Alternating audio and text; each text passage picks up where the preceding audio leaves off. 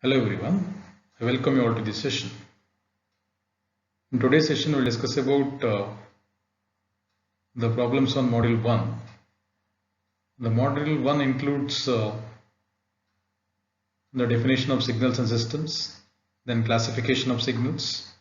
So there are different type of classifications like continuous time signal and discrete time signal, even and odd signal, periodic and non-periodic signals, energy and power signal, deterministic and random signals.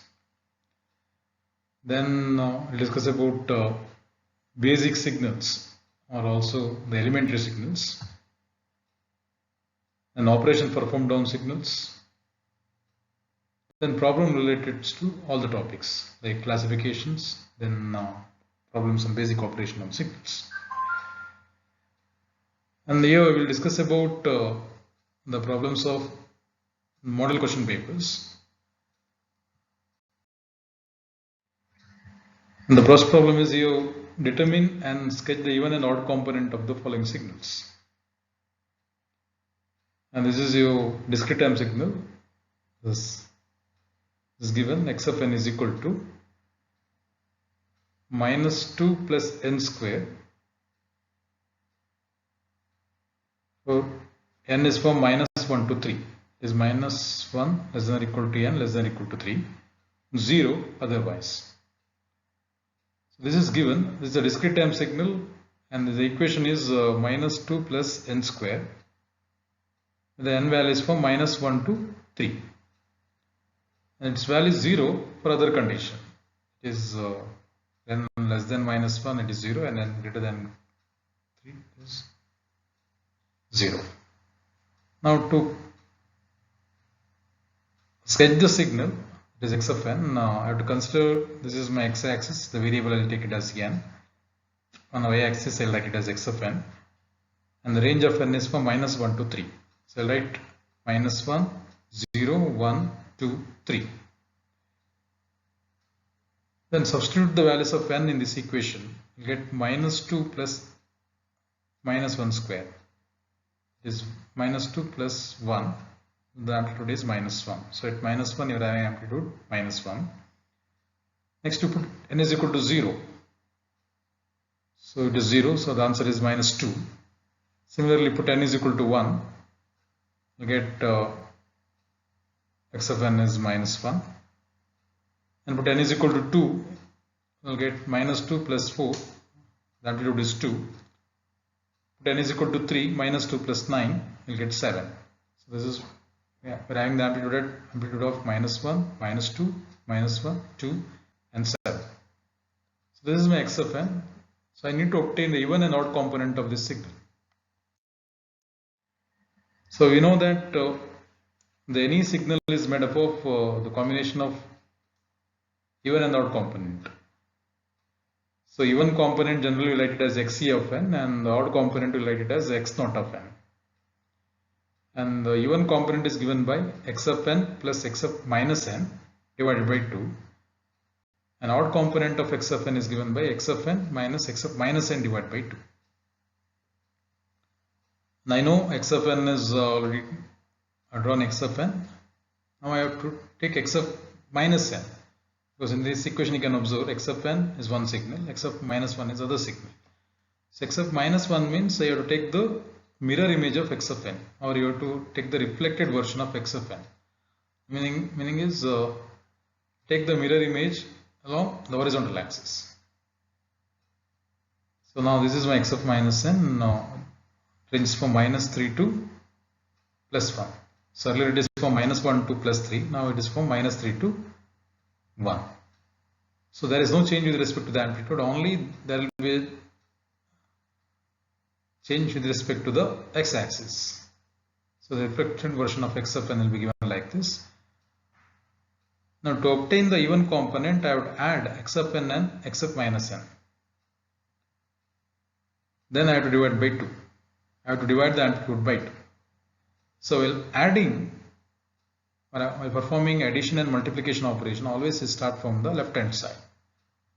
So you write the time axis value, start from minus 3, minus 2, minus 1, 0, 1, 2, 3. So the signal extends from -3 to +3. Now compare the two signals at the respective amplitudes. So at -3, you are having the amplitude as in x of n it is 0, here it is 7. Now the signal is divided by 2, so the answer is 3.5. Similarly, at -2, you are having 2 here, there it is 0, so it is 2 divided by 2, you will get the answer as 1. At -1, here -1, again it is -1, so the answer will be -1 here. At 0, you are having the amplitude as -2. In x of n also you are having the amplitude as -2, divided by 2, you will get -2. At 1, you are having -1. At 2, you are having 1. At 3, again it is 3.5. So this is a even component of your x of n. So you can observe the signal is symmetric to the vertical axis. Whereas even signal is always symmetric to the vertical axis, whereas odd signal is always the antisymmetric to the vertical axis. Now, to obtain the odd component of x of n, we'll write x naught of n is equal to 1 by 2 x of n minus x of minus n. So I have to subtract the two signals. So either you can subtract or you can take directly draw minus x of minus n, then you can add. It is also fine. So x of n, again the signal duration is from -3 to +3. So I write the time axis value -3, -2, -1, 0, 1, 2, 3.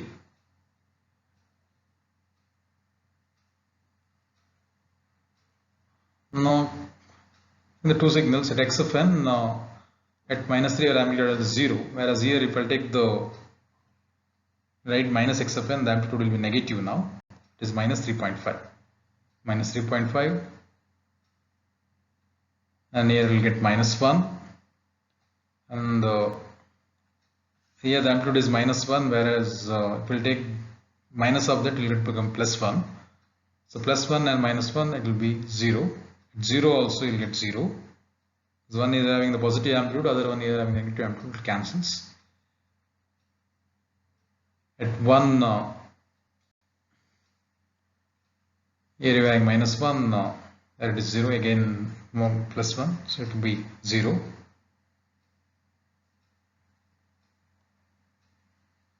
At 2 and 3 your amplitude is 0, whereas in x of n it is 2 and 7, so divided by 2, you get 1 here, and it is 3.5. So this is the odd component of your x of n. You can observe this signal is antisymmetric to the vertical axis. To obtain the even and the odd component in a discrete time signal, take the amplitude of respective samples at the time interval, add and subtract. For even signal, you will generally add this two samples, whereas for odd signal we just subtract the two signals. So this is about the even and odd component of the next problem is same. You have to find out the even and odd component of x of t now. So this is a continuous time signal. Here the x of t is given by 2t from 0 to 1. So t varies from 0 to 1. Now one more equation is here 2 into 2 minus t. T varies from 1 to 2. So t is greater than 1 and t is less than 2. So this is a continuous time signal. Again you have to sketch x of t and find the even and odd component of the x of t. So to plot the signal, just apply the limit here in this equation, and based on that you can plot. So here you can observe, put t is equal to 0 in this equation. So 2 into 0, the answer will get 0. So t is equal to 0, you are having the amplitude as 0. Then put t is equal to 1 here. So 2 into 1, you will get the amplitude as 2. At t is equal to 1, you are having the amplitude as 2. So this equation is valid for 0 to 1. Now I'll substitute again t is equal to 1 in this equation. We'll get 2 minus 1, it is 1, 1 into 2, the amplitude is 2. If you put t is equal to 2 in this equation, we'll get 2 minus 2, it is 0, 0 into 2 is 0. So the answer is 0. So you'll get a triangular pulse. The duration is from 0 to 2.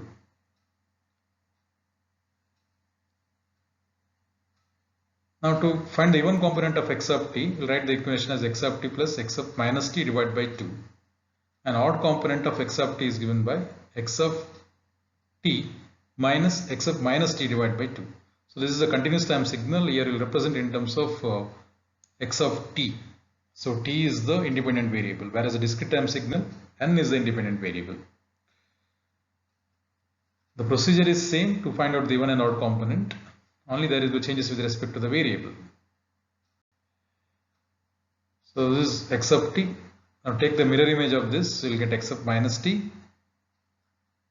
Just reflected version of this. On the signal is varies from minus 2 to 0. Find the even component. You know how to find the even component. Just add the two signals and then divide the amplitude by 2. So while adding the signal, you have to start from left hand side.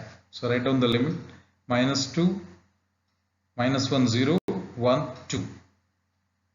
Now while adding, I can take the interval, that is, for example here, I can take the interval from minus 2 to minus 1.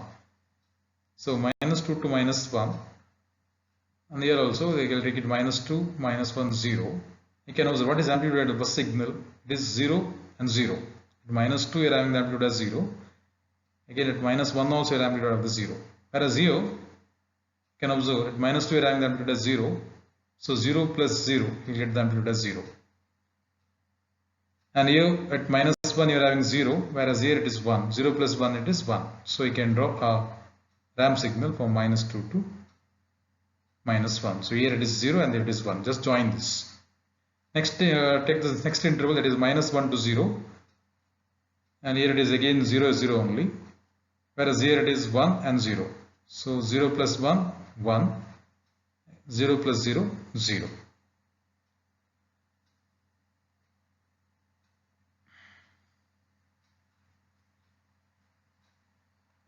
So here I am dividing by 2, so that instead of the amplitude 2 here, now the amplitude is here 1. Similarly, the other side also you can take the interval 0 to 1. Here it is 0, 0, whereas here it is 0 and it is 1. 0 plus 0, 0. 1 plus 0, 1. 1, 2. Here it is 1, it is 0, whereas here it is 0, 0 only. So 1 plus 0, 0, 1, 0 plus 0, it is 0. So we'll get this type of signal. And again, this is symmetric about the vertical axis.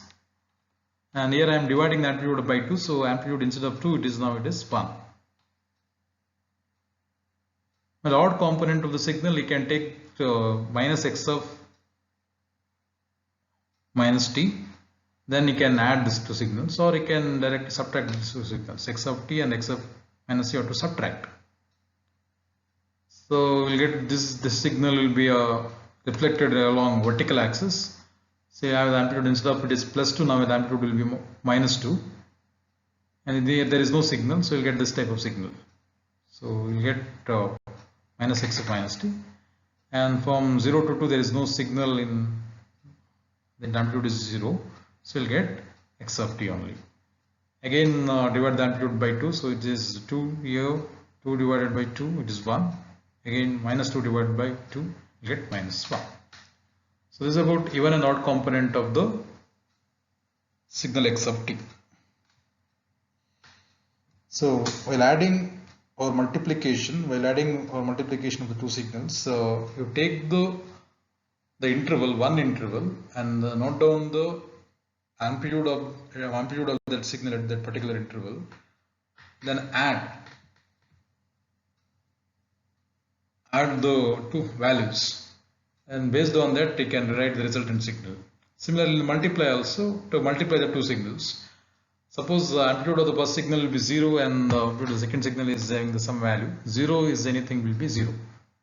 So in multiplication, whereas while adding, one amplitude is 0, other one is having some values, you will get the amplitude of the other signal.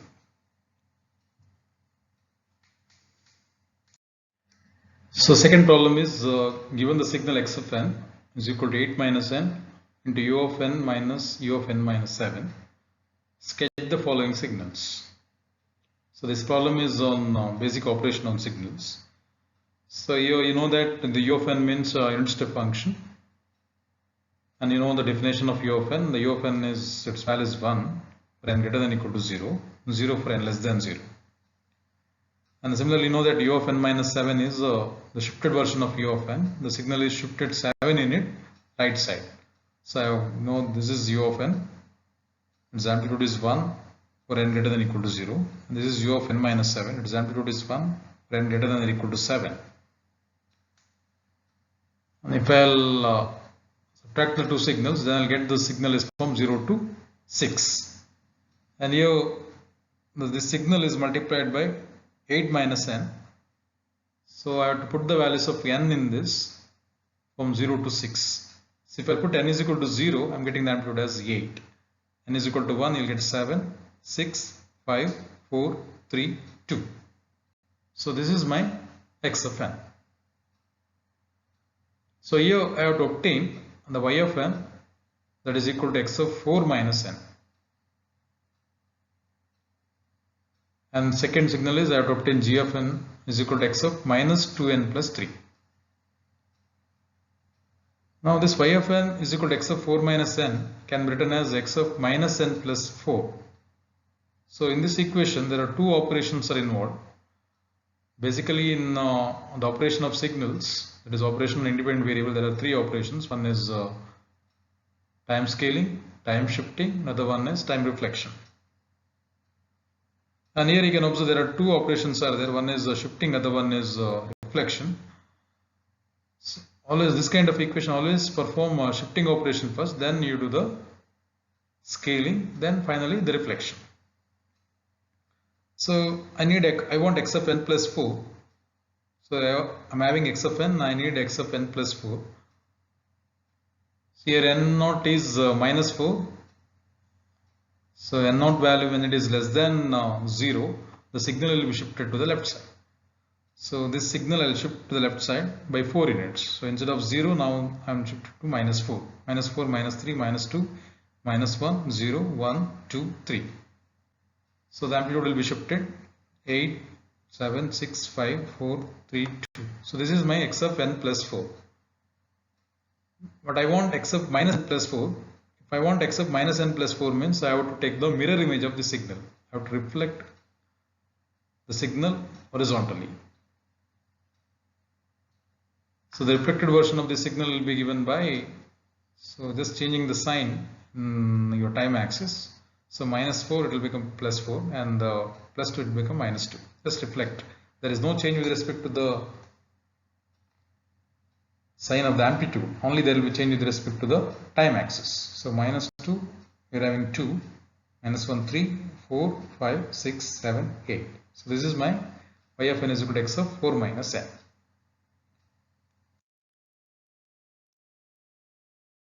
The second problem is I want g of n is equal to x of minus 2n plus 3. So in this equation there are three operations are there. One is scaling, other one is shifting, and third one is reflection. So first I will perform shifting operation, that is obtain x of n plus 3. So to obtain x of n plus 3, I have to shift my x of n 3 unit left side. So I'm just shifting the x of n 3 units left side. So I'm getting minus 3, minus 2, minus 1, 0, 1, 2, 3. The signal will be shifted like this. So the respective amplitude is 8, 7, 6, 5, 4, 3, 2. Then I'll obtain x of 2n plus 3. So here the scaling factor is 2. So when it is greater than 0,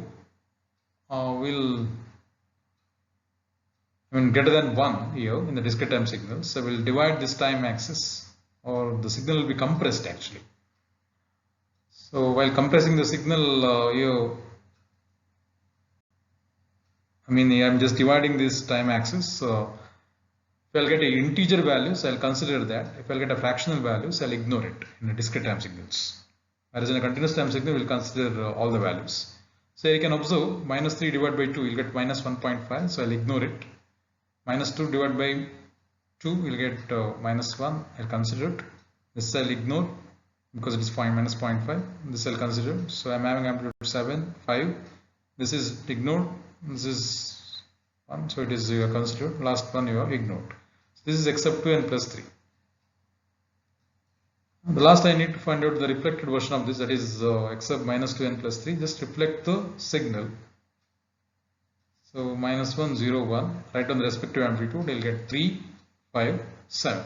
So first this shifted left by 3 units, then scale by 2 units, then reflected. The signal is reflected. So always you give the precedence that first perform the shifting operation, then perform the scaling, and the last you perform reflection. Now third problem is you find whether the following signals are periodic or not. So if periodic, find the fundamental period. The first signal is x sub t is equal to sine square into 400 pi t. Second one, x sub t is equal to cos 2t plus sine 3t. And third problem is x sub t is equal to sine 4 pi t plus sine pi t. Now to check the periodicity, it should satisfy the condition, that is x sub t is equal to x sub t plus t, capital T, where t is the fundamental period of the signal. And all the signals are discrete time signals, continuous time signal. So I would write x sub t is equal to sine square 400 pi t. And you know that sine square theta is given by 1 minus cos 2 theta divided by 2. So if I use this equation, I can write x sub t is equal to 1 by 2, 1 minus cos 800 pi t. So I'll compare this equation. So this is my constant value, we'll call it as a DC value. So no need to find out the fundamental period for this. And here I'll just compare with the standard sinusoidal signal. And if I'll compare this, and this is my angular frequency, that is omega. So omega I'll write it as 800 pi. So omega is equal to 800 pi. And from this I'll find out the fundamental period. The fundamental period t is equal to 2 pi by omega. And the 2 pi by 800 pi, so pi get cancelled, you get 1 by 400. Therefore, the signal is periodic with the fundamental period. I'll write it as t is equal to 1 by 400 second. The second problem is here, the x sub t is equal to cos 2t plus sine 3t. So your two terms are there, one is cos, the other one is sine.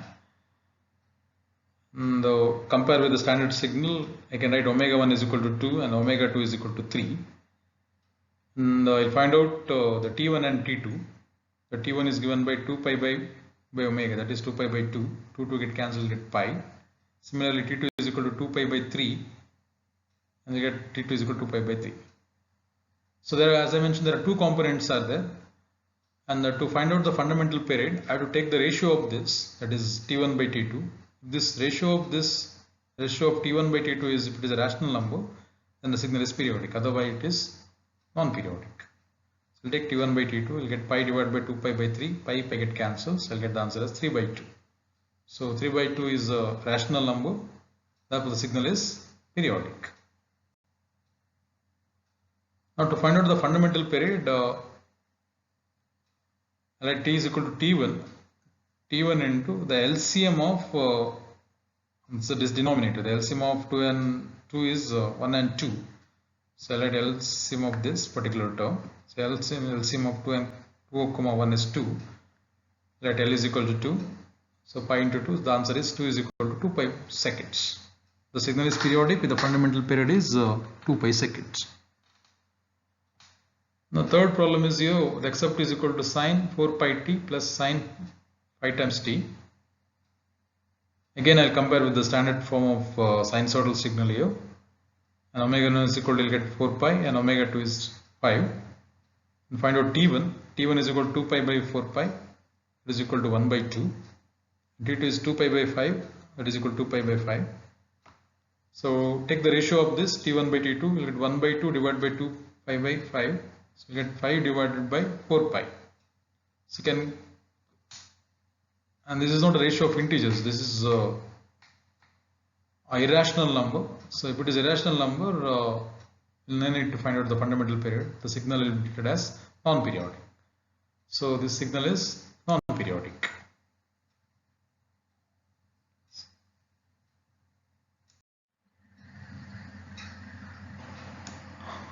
Next problem is determine whether each of the following signal is periodic or not. See, periodic, find the fundamental period. The first one is x of n is equal to sine 3n, 3 into n.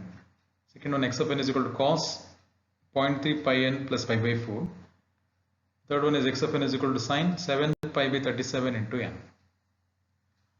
And all the signals are discrete time signal here. And the first problem I'll consider, that is x of n is equal to sine 3 times n. And if I'll compare with the standard form of discrete time signal, this is a standard form of sinusoidal discrete time signal. Right here, the angular frequency is the ohm symbol, omega. Omega is equal to 3. And here, this omega, I should write integer multiples of 2 pi. So I'll write it as m by n into 2 pi. And this is not possible to write in terms of integer multiples of 2 pi. Right. So the signal is non-periodic. The second problem I'll write it as x of n is equal to cos 0.3 pi n plus pi by 4.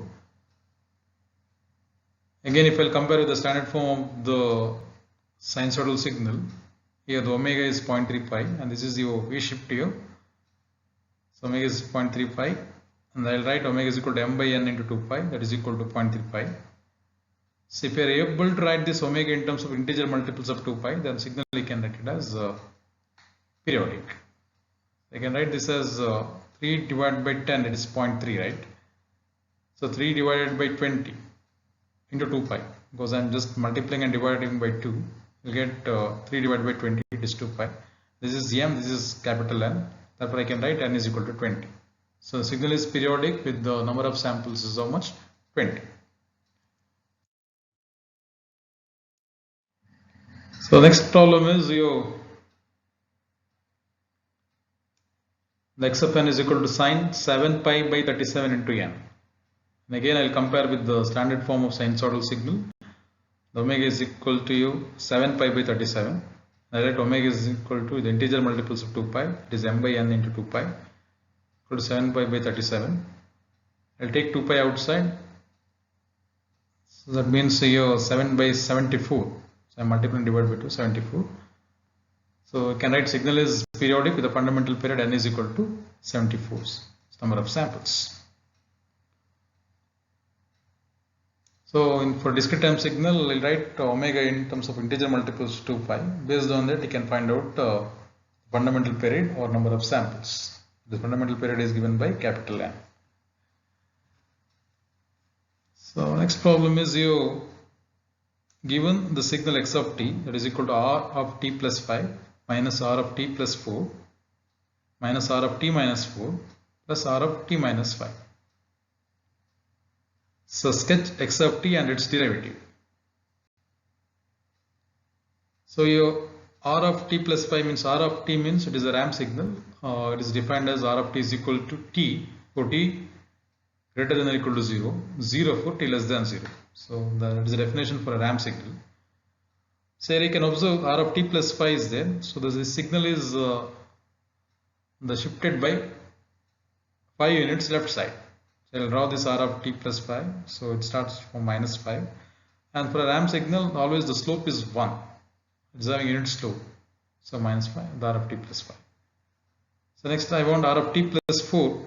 So r of t plus 4, I can write this signal is shifted 4 units left side. So minus 4 is r of t minus 4. I have not taken minus r of t plus 4. I have taken r of t plus 4 here. And third one is r of t minus 4. So r of t minus 4 means the signal will be shifted 4 units right side. So this is r of t minus 4. And the last one is r of t minus 5. Signal will be shifted 5 units right. So this is r of t plus 5. Now I have to perform. So you can observe here, this is r of t plus 5 minus r of t plus 4 minus r of t minus 4 plus r of t minus 5. As I mentioned again, I have to perform addition and subtraction operation here. So better you can draw the signal minus r of t plus 4 minus r of t minus 4. So it looks like this. Its amplitude will be, now instead of this is positive going ramp, instead of that will come negative. Again here also this is positive going ramp and this will become negative. So I'll start from the leftmost side. So the bus signal starts from -5. So its amplitude is increasing. When it reaches -4, the second signal is coming to picture, and with the amplitude, it is coming in the negative direction, whereas the first signal is going in the positive direction. And there will be one is going in upward direction, other one is going in a downward direction, so it will cancels. So you'll get this is unit slope, and here you'll get the slope will be 0. So you can observe this is I have mentioned in the arrow mark with the dotted lines. So this is one is going in upward direction, other one is going in downward direction. So this is the unit slope. It will continue till 4, because till 4 there is no signal. So till +4 the signal will continue the same. So when it reaches 4, you can observe here the amplitude is minus, so this is negative ramp here. So its amplitude is coming down. So it will come in this direction. So when it reaches 5, you can observe one more signal is there, that is R of t minus 5. It is going in a positive direction. So other one is going in a negative direction. So you'll get the slope as 0. So this is my x of t. So this is x of t. So you'll get like a trapezoidal pulse. So the signal duration is from -5 to 5. Now you have to sketch x of t. The first part of the problem is x of t. Then you have to find out its derivative. So the derivative, I'll write y of t is equal to d by dt of x of t. And here you can observe that the three parts are there. One is from -5 to -4, you are having positive ramp. Another one from 4 to 5, you are having a negative ramp. So -4 to 4, you are having a unit step function. So if I will take the derivative of this, you know the derivation of t is 1. So I can write the derivation of t is 1. So -5, you are having the amplitude as 1 here. From -5 to -4, you are having the amplitude as 1. So now -4 to +4, you can take in this interval, what is the derivation of 1? It is 0. So you can write it as 0. Similarly, this is a negative ramp negative ramp. So it's as I mentioned, it is a -t. So you will get the amplitude as -1. So this is the derivative of your x of t. X of t.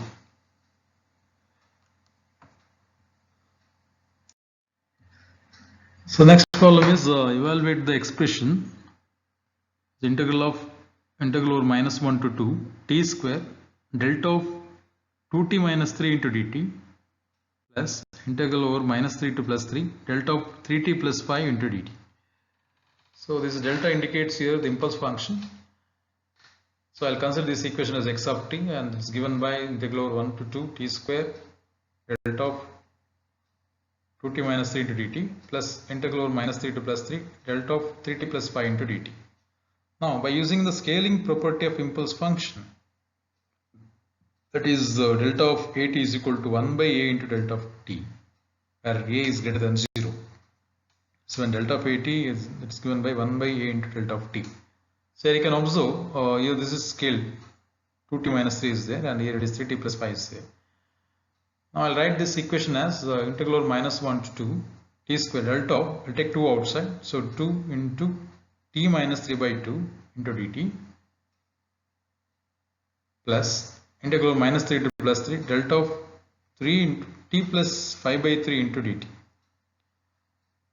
So 3 by 2 means 1.5. So you can observe whether this 1.5 is there inside the limit. So 1 to 2 means 1.5 is in between. And again -3 to 3 means here. So this is 5 by 3. 5 by 3 means 1.6, and this is in between this limit here. I'll write this as t square, the integral 1 to 2 t square 1 by 2 delta of t minus 3 by 2 into dt plus integral -3 to 3 1 by 3 into delta of t plus 5 by 3. Now, so here you can use the shifting property of impulse function, that is this signal is defined at t is equal to 3 by 2. So I can directly write 1 by 2 into t square at t is equal to 3 by 2. Similarly 1 by 3, and the delta of t, its value is 1. I'll write 1 at t is equal to -5 by 3. I'll just apply the values here, 3 by 2 in this equation, so you'll get 9 by So 9 by 4 into 2, so 9 by 8 plus 1 by 3. So if I'll add this, I'll get the answer as minus 0.428. So this is about the integration of x of t, and here I am using the shifting and the scaling property of impulse function. So these are the problems related to model question papers, and in the next class we'll discuss a few more problems on the model question paper of module 1. Thank you.